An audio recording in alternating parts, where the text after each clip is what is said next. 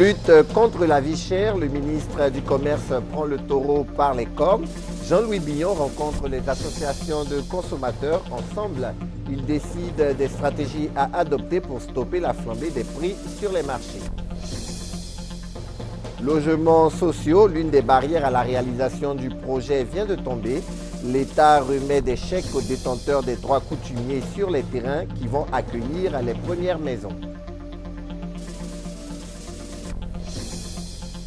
Et puis l'Égypte, toujours en proie aux violences, pro et anti-Morsi continuent de s'affronter. Chaque jour, le nombre de morts ne fait que s'agrandir.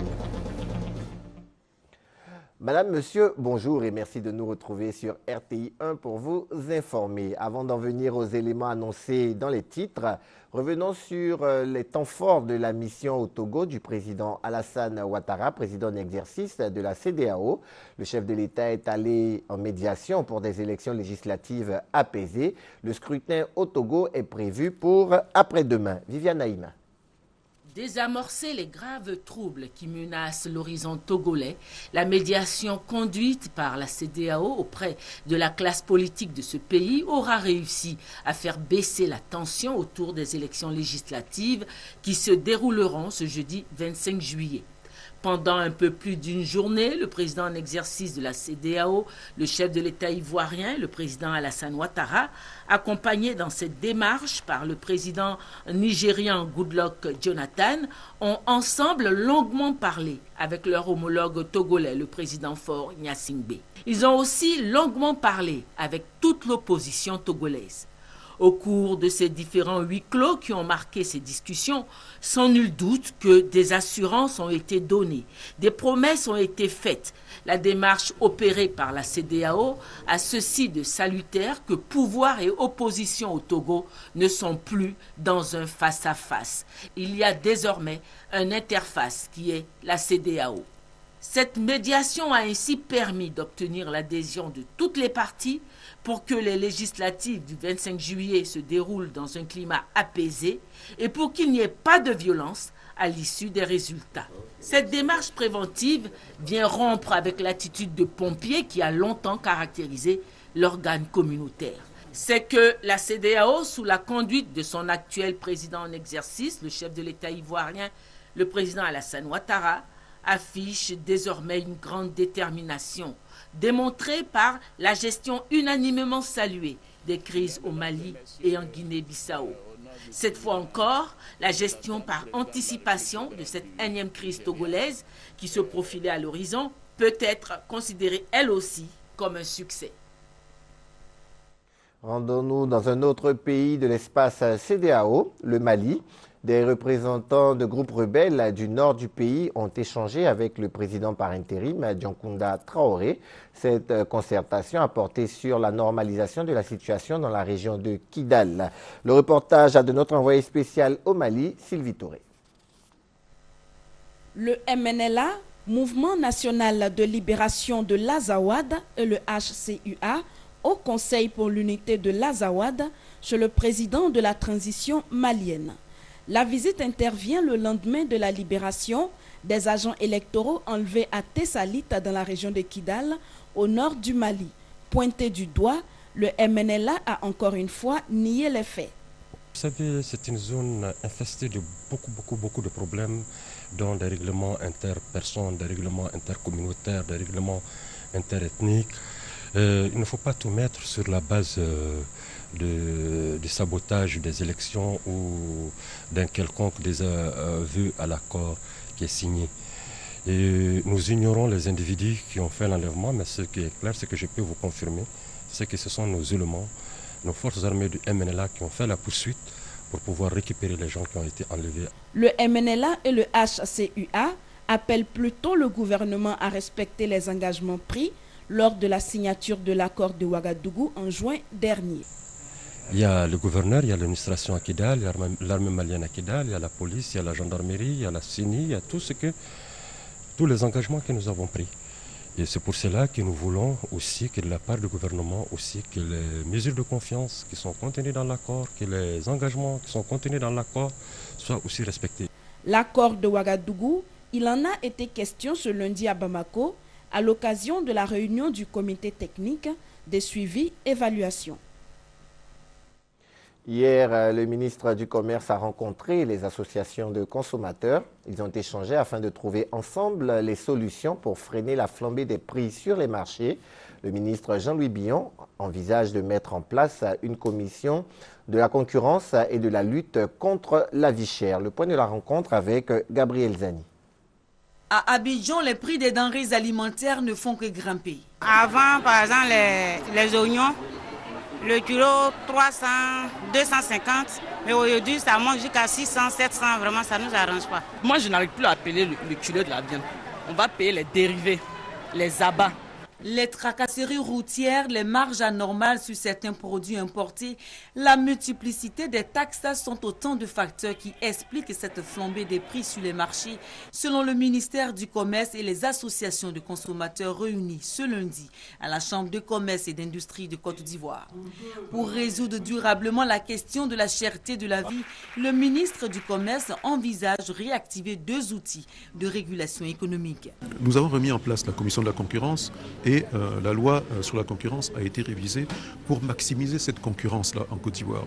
C'est par la multiplication des offres, la création d'entreprises qu'on va avoir une meilleure compétition et les prix pratiqués seront le fruit d'une compétition. C'est pour ça qu'il est important de lutter contre toutes les pratiques anticoncurrentielles, les positions dominantes, les monopoles et les ententes. Dans les discussions très animées, des propositions de solutions d'action conjointes entre le ministère du Commerce et les associations ont été faites. Nous avons une base de données de volontaires de la consommation que nous avons formée aux droits et aux devoirs des consommateurs qui sont présents sur tout l'ensemble du territoire national, qui sont donc disponibles à faire remonter les informations aussi le plus rapidement possible aux contrôleurs, aux inspecteurs qui sont au ministère du Commerce pour que, étant un nombre restreint, ils fassent des descentes efficaces. Dénoncer la flambée des prix des produits, voilà la recommandation de Jean-Louis Billon aux associations de consommateurs. La création d'emplois pour les jeunes a été aussi l'une des solutions évoquées par le ministre du Commerce pour donner du pouvoir d'achat aux Ivoiriens. Des chèques remis aux détenteurs des droits coutumiers. L'action s'inscrit dans le cadre du programme de construction de logements sociaux et économiques dans le district d'Abidjan. À travers elle, l'État veut témoigner sa bonne foi quant au paiement intégral du montant de la purge. Les explications d'Herman Niamia. Programme de construction de logements sociaux et économiques. Les nuages se dissipent pour faire place à plus de visibilité. Le foncier qui constituait l'un des obstacles majeurs à la réalisation du programme vient d'être levé. Les détenteurs des droits coutumiers des villages de Songon-Kassamblé, Agamé-Benjaville et Modeste, qui se sont engagés à héberger le programme, ont reçu des chèques constituant une avance pour la purge des droits coutumiers. Ces 3 villages ont octroyé à l'État 521 hectares de terre pour la réalisation du projet. C'est vraiment avec plaisir que nous participons à ce programme qui prévoit tout un pan de logements sociaux pour les Ivoiriens. Et le village d'Agamé-Benjaville vient de céder une superficie conséquente après concertation avec toute la communauté. Nous sommes contents, pourquoi? Parce qu'il s'agit du démarrage d'un partenariat public-privé et on ne peut pas avoir meilleur partenaire que l'État lui-même. Le paiement intégral du montant de la purge sera étalé sur 6 mois à compter de la date de démarrage du programme immobilier. Le ministre de la Construction, du Logement, de l'Assainissement et de l'Urbanisme rassure souscripteurs et détenteurs de droits coutumiers. C'est une avance. Mais dans quelques mois, ils auront l'avantage, pour ceux qui veulent avoir l'intégralité de la rémunération en espèces sonnantes, d'avoir l'intégralité de cet argent dans les 6 mois à venir, au maximum. Ceux qui veulent, en tout cas, être payés en nature, c'est-à-dire en bâtiment, que cela puisse l'être. 85% des souscripteurs souhaitent avoir leur logement dans le district d'Abidjan, ce qui n'est pas réalisable avec la parcelle disponible selon les experts du ministère de la Construction. Des négociations, ont-ils ajouté, sont donc en cours avec d'autres villages pour l'acquisition de parcelles additionnelles. Des experts de la BAD, la Banque africaine de développement, en charge de la communication et de la gestion de changement, visitent ici même à la RTI. Le but de leur présence est échanger avec les responsables de la maison afin de mettre en œuvre une stratégie commune de communication pour faire du retour de la BAD à Abidjan un succès. Marie-Laure Ngoran. Des experts de la BAD, Banque africaine de développement, dans les locaux de la radiodiffusion télévision ivoirienne. La mission en charge de la communication et de la gestion du changement est conduite par le directeur du retour de la BAD à Abidjan, Nono Jacques Samuel. Visite des studios, régie de la RTI pour s'imprégner du fonctionnement de l'entreprise. Les experts de la BAD échangent ensuite avec l'équipe managériale de la RTI. Leur ambition, mettre en œuvre une stratégie commune de communication pour faire du retour de l'institution financière panafricaine à Abidjan un succès. La RTI dispose des moyens, des ressources. C'est que nous attendons une collaboration étroite avec nos équipes de communication, de façon à ce qu'ensemble, qu'on puisse définir, bâtir, construire ce que nous aurons à communiquer. Communiquer sur les missions de la BAD, notamment la lutte contre la pauvreté, l'amélioration des conditions sociales et économiques des pays membres. La RTI va accompagner la BAD dans la promotion de sa mission. La BAD a joué un rôle clé dans le financement de nombreuses infrastructures indispensables aujourd'hui au bon fonctionnement de la ville d'Abidjan et contribue au financement de nombreux autres projets. Donc ce retour fait l'actualité. Et il est clair que la RTI va coller à cette actualité et être sûr d'en faire l'écho auprès des populations pour qu'effectivement tout le monde comprenne bien les enjeux de ce retour de la BAD que nous applaudissons. Délocalisé de la Côte d'Ivoire en 2003 suite à la crise sociopolitique qu'a connue le pays, le groupe de la Banque africaine de développement prévoit le retour de 2000 agents en 2014, dont près de 500 d'ici décembre 2013. Hier, il s'est tenu au ministère des Affaires étrangères au Plateau un séminaire à l'attention des entrepreneurs ivoiriens. Ils ont été formés sur les procédures de passation des marchés et ont eu la possibilité de s'inscrire dans la base de données des potentiels fournisseurs du système des Nations Unies. La Côte d'Ivoire, il faut le savoir, 13e fournisseur du système des Nations Unies, ambitionne rentrer dans le top 10 de cette même liste. Et c'est ce que nous dit Victorine Yaoyobwe.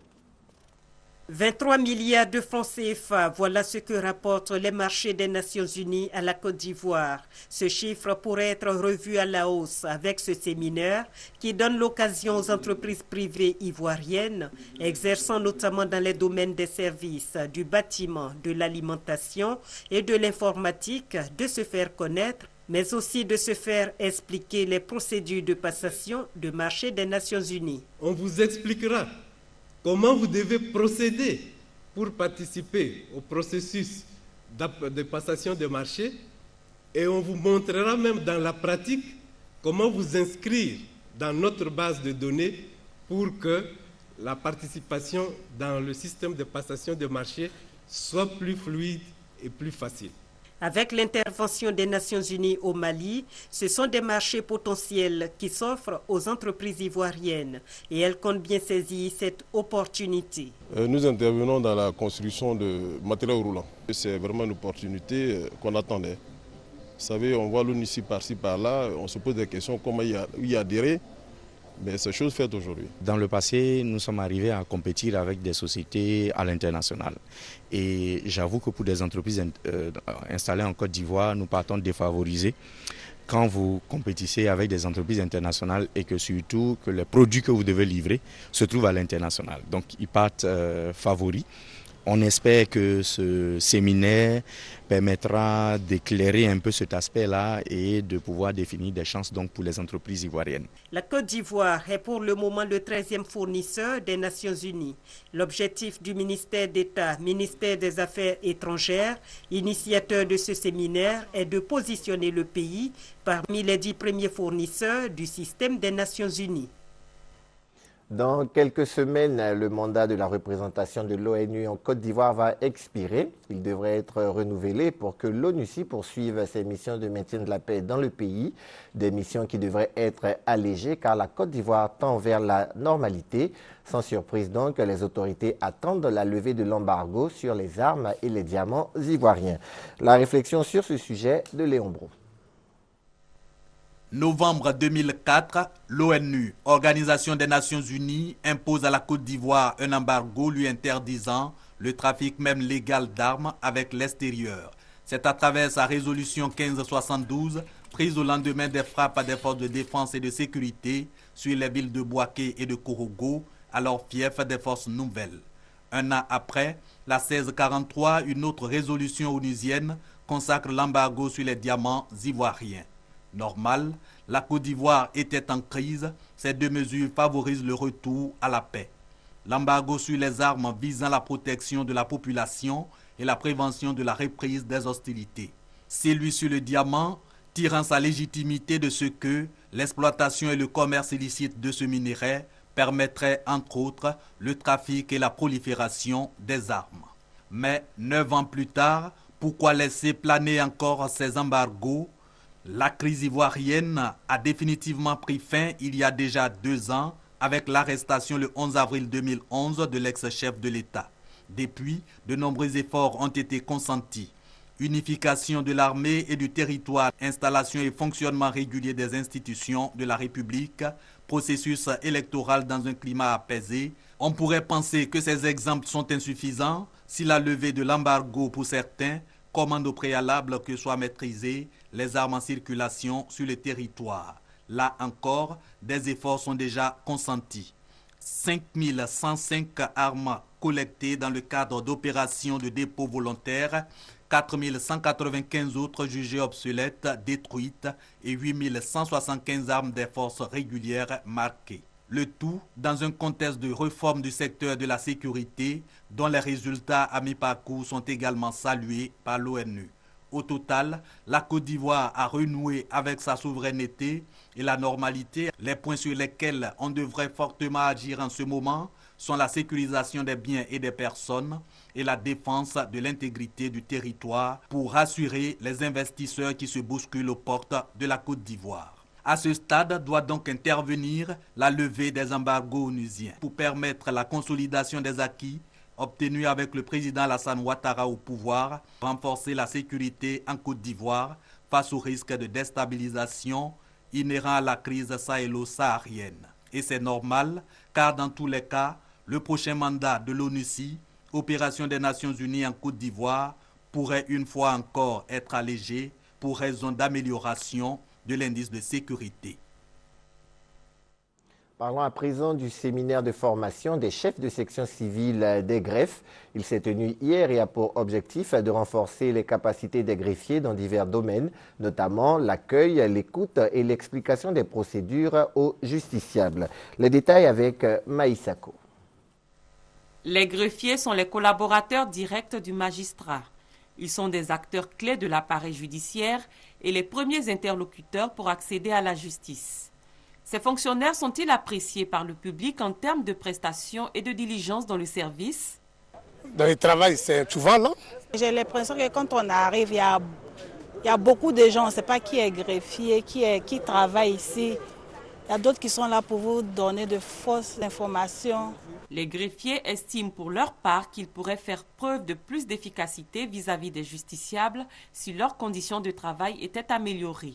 Dans l'appareil judiciaire, le greffier ne représente rien, il n'a rien.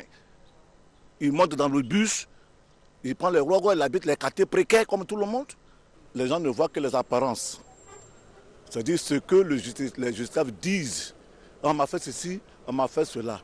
Mais personne ne se penche réellement pour savoir comment vivent les greffiers. Leur travail consiste à faire quoi? Cet univers-là, comment c'est? Des questions qui devraient trouver des réponses au cours de ce séminaire de formation à l'intention des greffiers responsables de la section civile de la Cour d'appel, des tribunaux de première instance et des sections détachées. Vous savez que le président de la République, un de ses axes priorités, c'est de faire de la Côte d'Ivoire un état de droit. Mais pour qu'il y ait un état de droit, il faut que les gens puissent venir à la justice, poser leurs problèmes et que les acteurs de la justice les reçoivent convenablement, les traitent convenablement et que la justice puisse dire effectivement à la lumière des textes de la loi, eh bien votre problème là, il doit être réglé de telle façon. Au sortir des séances de formation, les greffiers devraient pouvoir mieux organiser l'accueil des justiciables, leur conseiller le meilleur mode de saisine et disposer de moyens techniques adaptés à l'accomplissement de leurs tâches. Direction San Pedro, la capitale du sud-ouest de la Côte d'Ivoire. L'ONG Humilité opte pour la réconciliation. Elle décide donc de mener une campagne de sensibilisation pour inviter les populations à aller véritablement à la paix. Thérèse Yoboué. Poro, village dans la commune de San Pedro, et Pont-Nero, dans la sous-préfecture de Grand Bérébi, sont les deux villages choisis par l'ONG Humilité pour parler de paix. La présidente de l'ONG, fille de la région, a choisi ces deux villages pour amener ses parents kroumènes et ceux qu'ils ont accueillis à cultiver le vivre ensemble, si cher, au président Alassane Ouattara. Elle a exhorté toutes les parties à l'humilité et au pardon. L'humilité est primordiale. L'humilité est un système de pilotage pour aider la paix, la cohésion, toute torsion politique. À Poro, tout comme à Port-Nero, les populations ont dit avoir compris le message et s'engagent à le mettre en pratique dans leur quotidien. Ces conseils de ce soir nous ont vraiment soulagés, nous ont donné beaucoup d'espoir, nous ont apaisés et nous pensons un bon usage des conseils qu'elle nous a donnés. La Côte d'Ivoire a connu des moments difficiles, Dieu merci, avec le nouveau président qui est venu. Pour la paix, nous aussi on est là, on est très contents pour la paix. Les populations de Poro et Pont-Nero ont profité de ces échanges pour faire des doléances, notamment l'adduction en eau potable, la construction de centres de santé et de logements de maîtres dans leur localité. L'ouverture de l'embouchure du fleuve Comoé à Grand-Bassam a été retenue par le gouvernement en 2011 comme action prioritaire à réaliser dans le cadre du projet de lutte contre l'érosion côtière. Depuis lors, des études ont été menées et leurs travaux ont été rendus ce matin. Le reportage de Francis Boifo pour en savoir plus. 3 options pour l'ouverture de l'embouchure de Grand-Bassam après les études de faisabilité conduites par des experts hollandais. L'une, c'est de draguer l'embouchure et redraguer annuellement ou même plus souvent et remettre du sable sur les plages à côté. La deuxième, c'est de protéger l'embouchure avec 2 épis. Ce sont des constructions qui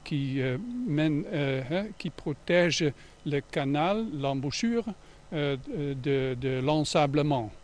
Et la troisième option, qui est un peu expérimentale, c'est de mettre des brise-lames détachées. C'est comme une digue oblique dans la mer qui protège contre les vagues. Une seule option sera retenue à l'issue de cet atelier.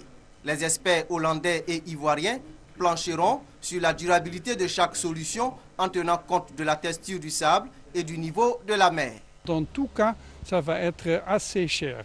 Il faut penser à des milliards de CFA. Les réflexions prendront fin demain avec l'adoption de plusieurs recommandations à l'endroit du gouvernement. Les études de faisabilité sur l'ouverture de l'embouchure de Grand-Bassam, qui ont coûté 65 millions de francs CFA à l'État, ont été initiées dans le cadre de la lutte contre l'érosion côtière. Boaké a accueilli le rassemblement du mouvement catholique Cœur Vaillant, Âme Vaillante, CVAV, de plusieurs régions du pays. Les activités de ce rassemblement ont tourné autour des actions pour préserver l'environnement. On en parle avec Kwadio Kwame.